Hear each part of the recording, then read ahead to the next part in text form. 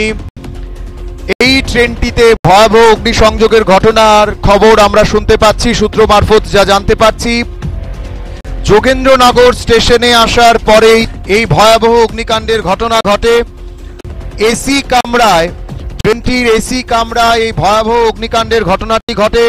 আপনাদের জানিয়ে রাখছি আরো একবার, শিলচর থেকে আগরতলাগামী যে ট্রেন, সে ট্রেনে ভয়াবহ অগ্নিকাণ্ড।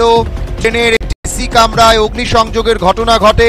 সূত্র মারফত যে খবর আমরা শুনতে পাচ্ছি, শিলচর আগরতলাগামী ট্রেনের এসি কামরায় ভয়াবহ অগ্নিকাণ্ড। ট্রেনটি যোগেন্দ্রনগর স্টেশনে আসতেই আগরতলার উদ্দেশ্যে ছাড়ার পথেই কিন্তু ট্রেনটির এসি কামরায় ভয়াবহ অগ্নিসংযোগের ঘটনা ঘটে।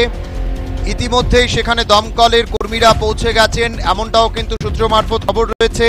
ক্ষয়ক্ষতির পরিমাণ বা কেউ আক্রান্ত হয়েছেন কিনা সেটা নিয়ে কিন্তু এখনো স্পষ্ট কোনো খবর আমাদের কাছে নেই, কিন্তু যা জানা যাচ্ছে সূত্র মারফত যা আমরা জানতে পারছি, শিলচর আগরতলাগামী যে ট্রেন আগরতলা এক্সপ্রেস, সেই ট্রেনের এসি কামরায় ভয়াবহ অগ্নিকাণ্ডের ঘটনা এবং সেখানে ট্রেনটি যোগেন্দ্রনগর স্টেশনে এসে যখন পৌঁছয়, যোগেন্দ্রনগর থেকে আগরতলার উদ্দেশ্যে ট্রেনটি ছাড়ার পথেই কিন্তু তার মধ্যে অগ্নিসংযোগের ঘটনা ঘটে।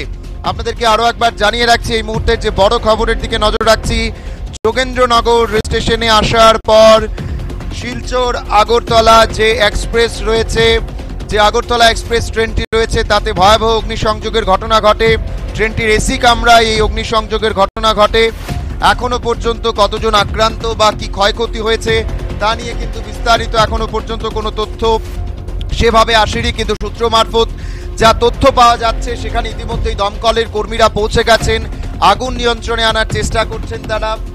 এসি কামরায় এই অগ্নিসংযোগের ঘটনা ঘটেছে এমনটাই কিন্তু খবর।